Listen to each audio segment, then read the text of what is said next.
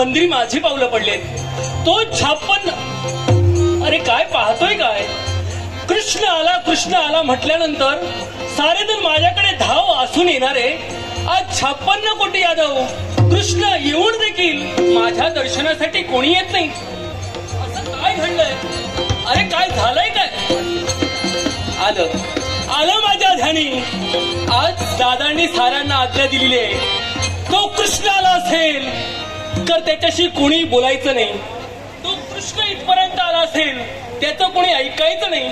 अशा तऱ्हेची ताकीद साऱ्यांना देऊन ठेवले म्हणून तुम्ही कोणी माझ्याशी बोलत नाही. माझा आशीर्वाद घेण्यासाठी माझ्याकडे येत नाहीत. पण मला ज्ञात आहे तुम्हाला मंगल तऱ्हेचा आशीर्वाद मी देणार आहे. पण कधी? प्रथम दादांचा राग दूर करावा हेच कर्तव्य कृष्ण. अहो दादा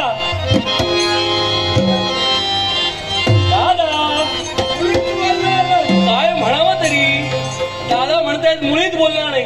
दादा दादा